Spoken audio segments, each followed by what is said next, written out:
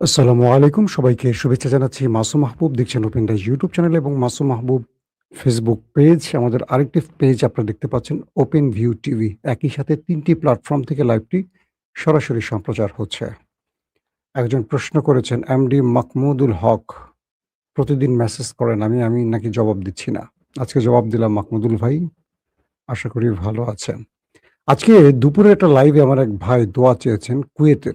তিনি সম্প্রতি আজকেই বোধহয় বিয়ে করতে যাচ্ছেন। টেলিফোনে বোধহয় বিয়ে করবেন। আমি ভাইয়ের নামটা ভুলে গেছি। আপনি যদি আমার লাইভ দেখেন আবার কমেন্ট করবেন। আমি আপনার নামটা ভুলে গেছি। আপনার জন্য শুভকামনা। বিয়ে তো ভালো কাজ। অবশ্যই আপনার নতুন জীবনের জন্য স্বাগত জানাই। পৃথিবীর যে প্রান্তে আমাদের বাংলাদেশী ভাইয়েরা আছেন, বিশেষ করে রেমিটেন্স যোদ্ধারা, তাদের জন্য আসলে আমাদের হৃদয় কাঁদে। এই দেশটাকে তারা বাঁচিয়ে রেখেছে অর্থনৈতিকভাবে। দর্শক, আজকে যে বিষয়গুলো আলোচনা করতে চাই তার ১ম শিরোনামটি হলো, যেকোনো সময় ইরান ইউক্রেনকে খাবলে ধরবে। এবার ইউক্রেনের উপর আসতেছে ইরানের বড় অ্যাটাক। ইউক্রেন বোঝে না কার সাথে লড়তে গেছে।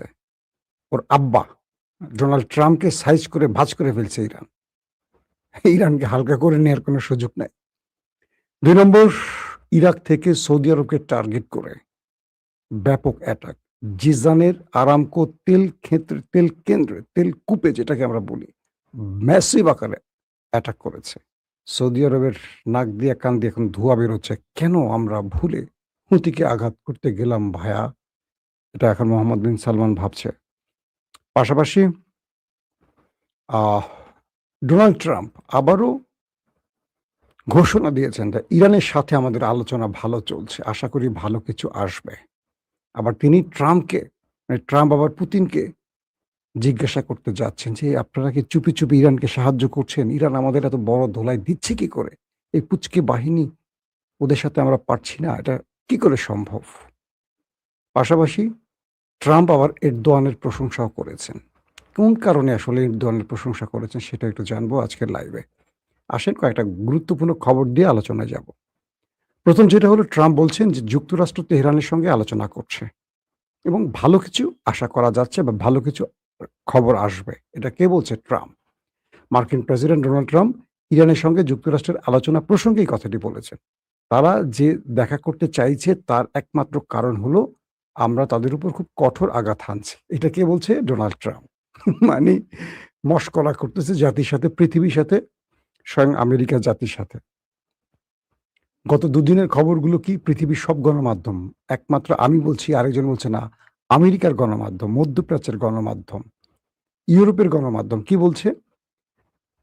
আমেরিকার অস্ত্র ফুরিয়ে গেছে। যুদ্ধ বিমান মোটামুটি সব সাফা করে ফেলছে ইরান মিসাইল ড্রোন দিয়ে। প্রতিরক্ষা ব্যবস্থা ধ্বংস করে দিয়েছে। প্রায় ৬ থেকে ৭০০ সেনা গুরুতর আহত ইরানের হামলায়। আর ইরান বলছে ২০০ র অধিক তারা মেরেই ফেলছে।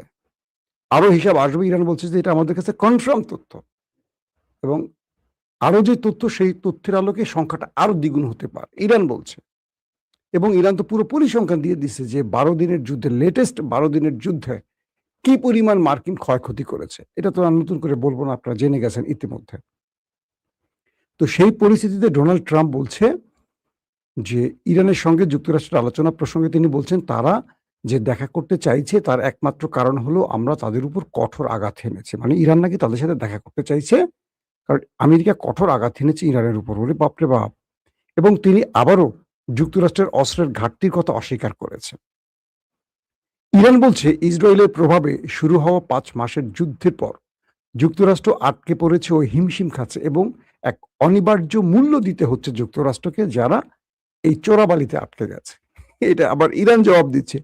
পাশাপাশি ইরান বলছে, "আমরা আমেরিকা বা ট্রাম্পের সাথে কোনো যোগাযোগ করিনি। বরং আমেরিকা, কাতার এবং পাকিস্তানের মাধ্যমে বারবারই আমাদের কাছে আসছে।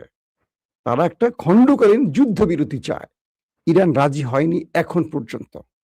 ইরান বলছে যে ইরান আমেরিকাকে জবাব দিয়ে কথাটা বলছে। বলছে যে, "আমরা ট্রাম্পকে বিশ্বাস করি না। কারণ এই সাম্প্রতিক যুদ্ধে তারা ৩ বার সকল ওয়াদা ভঙ্গ করেছে। তারা একটা বিশ্বাসঘাতক।" একদম প্রকাশ্যে এইভাবে বলছে যে, "আমাদের সাথে করা ওয়াদা তারা ৩ বার ভঙ্গ করেছে। তো তাদের সাথে আমরা আর কোনোভাবে চুক্তি করতে চাই না, আলোচনা করতে চাই না। তারপরও দুটো রাষ্ট্র আমাদেরকে খুব রিকোয়েস্ট করছে, কাতার এবং পাকিস্তান। তো এরই মধ্যে ইরান বলছে যে এরই মধ্যে তারা হামলা বন্ধ করে দিয়েছে। মানে আমেরিকা আমাদের কাছে দুটো দেশের মাধ্যমে আবেদন করে হামলা বন্ধ রেখেছে বলে আমরা প্রতিঘাত বন্ধ রেখেছি। মানে হামলার এগেইনস্টে যে পাল্টা হামলা ওটা আমরা করছি না। কিন্তু হরমুজ দিয়ে কোনো জাহাজ ঢুকতে দিচ্ছে না। যেটা ঢুকতেছে সেটা মাইন বিস্ফোরণে অথবা মিসাইল অ্যাটাকে ধ্বংস হচ্ছে। তো এরই মধ্যে মানে স্পষ্ট করে বলে দিয়েছে এবং পাশাপাশি তারা বলছে যে যদি আমেরিকা আবারও ইরানে কোনো অ্যাডভেঞ্চার করে, আক্রমণ চালায়, তাহলে ইরান আগের মতো জবাব দিবে অথবা আগের চেয়ে ভয়াবহ জবাব দেবে। এটি হলো স্পষ্ট বার্তা। আসেন, তো ট্রাম্প আবার নতুন করে কি বলছেন, আমরা ট্রাম্পের একটু বক্তব্যটা আবার শুনি। আমাদের ট্রাম্প কাকু কি বলছেন? তিনি বলছেন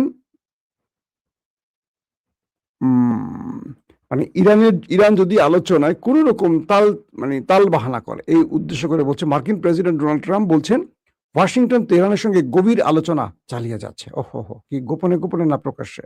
তবে আলোচনা থমকে গেলে সামরিক অভিযান পুনরায় শুরু করার প্রস্তুতি নিচ্ছে। যদি আলোচনা বন্ধ হয়ে যায় তাহলে আমেরিকা আবারও অ্যাটাক শুরু করবে। যদি এগুলো সফল না হয়, মানে এই আলোচনা সফল না হয়, আমরা আবার কঠোর সামরিক ব্যবস্থা নেব। ইসরায়েলি সম্প্রচারকারী চ্যানেল 12কে এই তথ্যগুলো বা এই কথাগুলো বলেছেন ডোনাল্ড ট্রাম্প। তিনি জোর দিয়ে বলেন যে কূটনৈতিক সুযোগ খুবই সীমিত এবং উল্লেখ করেন যে এই প্রক্রিয়াটি দ্রুত এগিয়ে নিয়ে যেতে হবে, নতুবা একেবারে নয়। যদি দ্রুত ইরান আমাদের সাথে আলোচনাটাকে চালিয়ে যায় তো গুড, আর যদি না চালায় একেবারেই আমরা বন্ধ করে দিব আলোচনা। মানে এটা হলো জাতিকে বিভ্রান্ত করার জন্য, নিজেকে শক্তিশালী দেখানোর জন্য কিছু তথ্য আর কি। তিনি জোর দিয়ে বলেন যে তার মতে ইরান একটি চুক্তিতে আসতে চায়। মার্কিন প্রেসিডেন্ট ব্যাখ্যা করেছেন যে আঞ্চলিক মধ্যস্থতাকারীদের অনুরোধের পর তিনি শুক্রবার হামলা স্থগিত করেছেন। ট্রাম্প দাবি করেন ইরানের সঙ্গে সংশ্লিষ্ট সকলেই আমাকে অনুরোধ করেছেন গুলি চালাবেন না এবং জোর দিয়ে বলছেন যে এই অনুরোধ মঞ্জুর করার কোনো লাভ বা ক্ষতি হয়নি।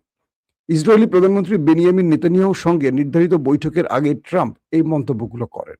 হুমকি এবং তেহরানের পারমাণবিক কর্মসূচির কথা উল্লেখ করে ফেব্রুয়ারির শেষে দেশ দুটি ইরানের উপর হামলা চালায়। তো ট্রাম্পের এই কথাটা হলো আমেরিকার জাতিকে একটু আশ্বস্ত করা যে না, আমাদের কাছে ওরা আসছে, কিন্তু মূল তথ্য পৃথিবীর সব গণমাধ্যম প্রচার করে দিয়েছে। এদিকে সেন্টকম, মার্কিন যুক্তরাষ্ট্রের যে সেন্ট্রাল কমান্ড, তারা বলছে যে মার্কিন বাহিনী 17টি বাণিজ্যিক জাহাজকে অন্য পথে পাঠিয়েছে এবং 2টি জাহাজকে আরোহণ করেছে। অর্থাৎ তারা দাবি করছে ইরানের পথ এড়িয়ে 17টি বাণিজ্যিক জাহাজকে তারা অন্য পথ দিয়ে পাঠিয়েছে এবং 2টো জাহাজকে আবার ফিরিয়ে এনেছে। এই যে বক্তব্যগুলো আসছে, এর উত্তর আবার ইরান বলছে যে সেন্টকমের এই দাবিগুলো পুরোপুরি ভুয়া, এরা সঠিক তথ্য দিচ্ছে না। আসেন এবার আরো কয়েকটা গুরুত্বপূর্ণ খবরে আসে। ইসরায়েলের গুরুত্বপূর্ণ একটি কেমিক্যাল কারখানায় ভয়াবহ আগুন লেগে গেছে। এই আগুনটি কোনো অপারেশনাল নাকি দুর্ঘটনা সেটা এখনো কেউ স্পষ্ট করতে পারেনি। তবে আগুনের প্রকারভেদ বা আগুনের ধরন দেখে মনে হচ্ছে যে এখানে কোনো স্যাবোটাজ থাকতে পারে। কি করতে পারে? ইসরায়েলের ভেতরে যদি কোনো অপারেশন হয় সেটা তো ইরানকেই টার্গেট করা হবে। বাট এখন পর্যন্ত কোনো দেশকে তারা দায়ী করেনি। তবে এটার ব্যাপক ক্ষয়ক্ষতির খবর আসছে ইসরায়েলের জন্য। এটি একটা বড় ধাক্কা। আসেন, ইরাক থেকে সৌদি আরবের ভেতরে এক ঝাঁক মিসাইল ড্রোন গিয়ে সৌদির জিজানে তাদের যে আরামকো তেলকূপটি আছে সেখানে হামলা করেছে। এটি হলো দ্বিতীয় ধাপে এসে। পাশাপাশি হুতিরা তো আছেই, অব্যাহত তাদের প্রস্তুতি আছে। ইরানের বা ইরান সমর্থিত মিলিশিয়ারা বলছে যে সৌদি আরব যদি এই পাতা ফাঁদ থেকে উঠে না আসে এবং গোপনে ইসরায়েলের সাথে কোনো আলোচনা বন্ধ না করে, পাশাপাশি হুতিদের সাথে এই বৈরিতা বন্ধ না করে, তাহলে সৌদি আরবকে এর চেয়ে বড় মাশুল দিতে হবে। এবং সৌদি আরব যে বিষয়টি বুঝতে পারছে না সেটি হলো তারা একটা বড় রকম ট্র্যাপে পা দিয়েছে ওই দেশগুলোর, অর্থাৎ আমেরিকা ইসরায়েলের।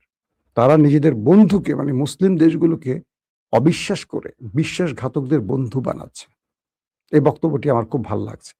হুতিদের পক্ষ থেকে বলা হয়েছে, তারা বলছে সৌদি আরব যদি ফার্দার ইয়েমেন বা হুতিদের টার্গেট করে কোনো অ্যাটাক চালায়, তাহলে সৌদি আরবের যতগুলো তেল ক্ষেত্র আছে সব হুতিদের বৈধ টার্গেট হবে।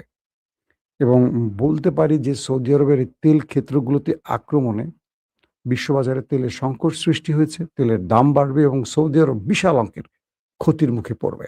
মোহাম্মদ বিন সালমানের উচিত হবে খুব কৌশলী হওয়া। এতদিন তিনি খুব নীরব থেকে সব পর্যবেক্ষণ করেছেন এবং গোপনে ইরানের সাথে সমঝোতাও করেছিলেন।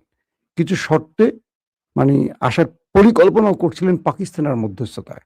হঠাৎ করে আমেরিকা ইসরায়েলের ট্র্যাপে পা দিয়ে ইয়েমেনের উপর হামলা করে মানে মৌচাকে ঢিল মেরে বড় রকম ভুল করে ফেলেছে। দর্শক, আসেন কয়েকটা গুরুত্বপূর্ণ এবার মূল যে শিরোনামের খবরটিতে আসি। ইরানের একটি অস্ত্র বোঝাই জাহাজে, যে জাহাজটি ইরান থেকে রাশিয়া যাচ্ছিল, রাশিয়ার যুদ্ধের জন্য শাহেদ ড্রোন ট্রোন ভরপুর ইরান একটা জাহাজ ভর্তি করে অস্ত্র রাশিয়ার উদ্দেশ্যে পাঠাচ্ছিল। ওটাতে হামলা করেছিল ইউক্রেন। এতে করে ইরানের একজন ক্রু এবং বেশ কজন আহত, একজন মারা গেছে। তো এর পরপরই ইরান তাদের অ্যাম্বাসেডরকে ডেকে আনছে ইউক্রেনের, ডেকে আচ্ছা রকম শাসিয়ে বলছে তোমার দেশকে রেডি হতে বলো, আমরা এটার জবাব দিতে যাচ্ছি।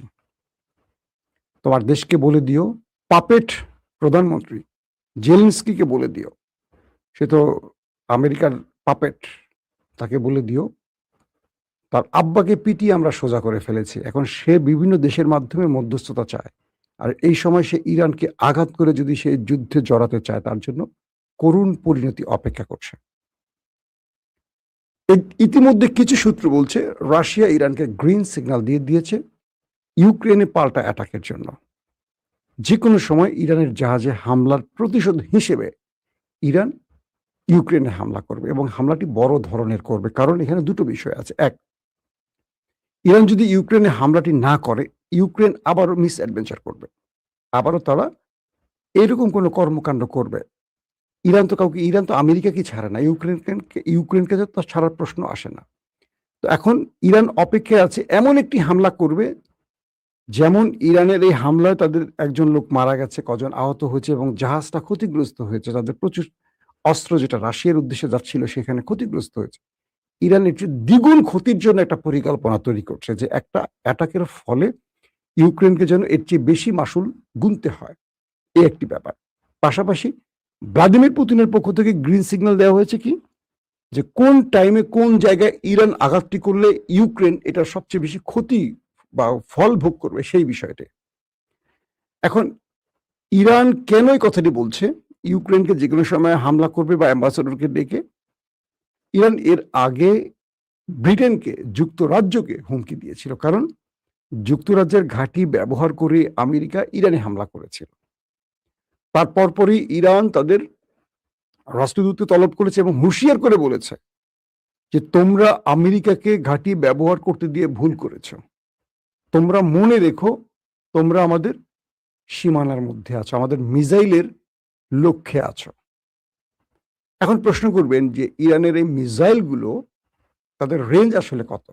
আপনাদের মনে আছে মার্কিন একটি ঘাঁটি দিয়াগো গার্সিয়া, সেখানে অ্যাটাক করেছিল ইরান।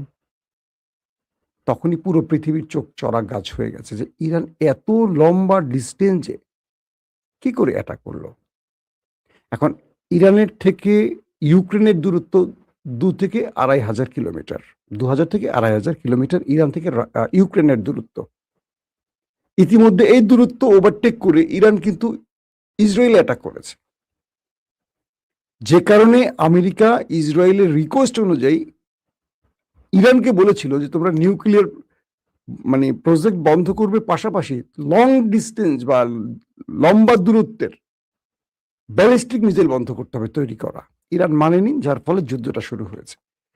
এখন মধ্যপ্রাচ্য থেকে শুরু করে বিভিন্ন গণমাধ্যমগুলো বলছে, সামরিক বিশ্লেষকরা বলছে ইরানের কাছে কত দূরত্বের মানে লং ডিস্টেন্সের কি মিসাইল আছে, কত দূরত্বের, সেটা কেউ জানে না। ইরান এটা প্রকাশ করে না, কারণ এটা প্রকাশ করলে ইউরোপ ইরানের উপর ক্ষেপে যাবে, কারণ ইউরোপ ইরানের নিশানায় আছে কি নেই এটা কেউ জানে না। বাট এটা ইসরায়েলের গণমাধ্যম বলছে যে ইরানের কাছে এই মিসাইল আছে। এটা আমেরিকা না, এটা ইসরায়েল বলছে যে ইরানের কাছে ইরান থেকে ইউরোপকে টার্গেট করার মিসাইল আছে।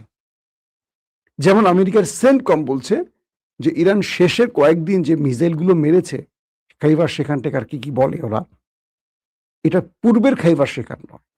এটা এমন একটি যেটিকে ইন্টারসেপ্ট করা অসম্ভব হচ্ছে মার্কিন যুক্তরাষ্ট্রের জন্য। এটার স্পিড, এটার ওয়ারহেড একসাথে একাধিক ওয়ারহেড বহন করছে। যখন এটা মুভ করছে, এটা খুব দ্রুত আসছে, ঠিক লক্ষ্যে আসার পর এটার রকেটটা যখন আলাদা হয়, এটার ওয়ারহেডটা যখন স্পিডে মুভ করে, তখন এটা তার গতিপথকে পরিবর্তন করে। তো আমেরিকার প্রতিরক্ষাগুলো, ডিফেন্সগুলো একটা টার্গেটকে হিট করতে ছুটে আসে। যখন ওয়ারহেডটা তার পথ পরিবর্তন করে, তখন সেটা প্রতারিত হয় পথের মধ্যে। তো এভাবে ইরান খাইবার শিখান দিয়ে আমেরিকার খুব মূল্যবান জায়গাগুলো ধ্বংস করেছে, যুদ্ধ বিমানগুলো ধ্বংস করেছে, প্রতিরক্ষা ব্যবস্থা, রাডার সিস্টেম ধ্বংস করে ফেলেছে। তো এখন বলা হচ্ছে যে ইরান কি বলে ইংল্যান্ডকে, মানে যুক্তরাজ্যকেও তার টার্গেটে রেখেছে, যদি আরেকবার আমেরিকাকে ঘাঁটি ব্যবহারের সুযোগ দেয়, তারা ব্রিটেনে অ্যাটাক করবে, একদম প্রকাশ্যে বলছে। আর এখন ইউক্রেনকে অ্যাটাকের জন্য তারা একটা মোক্ষম সময়ের অপেক্ষা করছে, যে কোন সময় কোথায় আঘাতটা করে ইউক্রেনকে বড় রকম আসল গুনাতে হবে। তো এখন আলোচনাটা আসছে, যেই দেশ দিয়াগো গার্সিয়াতে অ্যাটাক করতে পারে, তাদের কাছে 8 থেকে 10,000 কিলোমিটারের রেঞ্জের মিসাইল আছে। এটা বলছে বিভিন্ন সামরিক বিশ্লেষকরা। তাহলে ইরান থেকে আমেরিকা এই দূরত্বের মিসাইলও ইরানের কাছে থাকতে পারে, এইরকম সম্ভাবনার কথা বলছে। এখন ইরান এই বিষয়গুলো স্পষ্ট করে না। ইরান তার কিছু কিছু বিষয় নিজেরা ঢোল পিটায়, আর কিছু কিছু বিষয় তারা একেবারেই গোপন রাখে। যেমন ইউক্রেন, কি বলে, IAEA এখন বুঝতে পারতেছে না যে ইরানে যুদ্ধ করার সময়ের মধ্যে 100 দিন বা তার অধিক, প্রায় 150 দিনের মধ্যে ইরান কি নিউক্লিয়ার বানিয়েছে? কারণ সাম্প্রতি তাদের প্রত্যেকটি বক্তব্য নিউক্লিয়ারের পক্ষে। দুদিন আগেও মার্কিন গণমাধ্যমগুলো বলছিল তাদের গোয়েন্দা তথ্যে যে ইরান নিউক্লিয়ার বানানোর দিকে এগুচ্ছে, যে কারণে আমেরিকা বারবারই অ্যাটাক করছে, এবং আমেরিকা তাদের 2টো পারমাণবিক কেন্দ্র টার্গেট করেছে। তো এই মুহূর্তে ইরান নতুন সারপ্রাইজ দিতে পারে, সেটা হলো ইউক্রেনে হামলা করে। আর ইউক্রেনে হামলার সঙ্গে সঙ্গে পুরো ইউরোপ কেঁপে উঠবে। একদিকে রাশিয়া মারছে, একদিকে ইরান মারবে। তো যদি ইরান দ্বারা ইউক্রেন আক্রান্ত হয়, তাহলে পৃথিবী আরেক মাত্রা যুদ্ধ শুরু হবে। পাশাপাশি ইরানের মিসাইল নিয়ে নতুন করে পশ্চিমা দুনিয়া টেনশনে পড়ে যাবে, যে তাদের কাছে আসলে কত দূরত্বের মিসাইল আছে। তাহলে আমেরিকারও গায়ে জ্বর উঠবে, এটা কনফার্ম আমরা বলতে পারি। এখন ইরান সবকটাকে একাই কি ধোলাই করবে, বা সেই মানসিকতা নিয়ে কি ইরান মাঠে নেমেছে? আমাদের কাছে তাই মনে হচ্ছে। একদিকে সৌদি আরবকে দেয়া শুরু হয়ে গেছে, একদিকে ইউক্রেনকে দেওয়ার জন্য প্রস্তুত, ইসরায়েলকে মেরে বসিয়ে রেখেছে, আমেরিকাকে মারতে গিয়ে 6 থেকে 7টা আরব দেশকে মোটামুটি ধোলাই চালিয়ে নাস্তানুবাদ করে ফেলেছে। তো ইরানের কাছে পুরো বিশ্ব শক্তি যেন অসহায় হয়ে পড়েছে। বিষয়টা তাই তো মনে হচ্ছে, তাই? আপনারা কি আমার সাথে একমত? অবশ্যই কমেন্ট করে জানাবেন। আল্লাহ হাফেজ।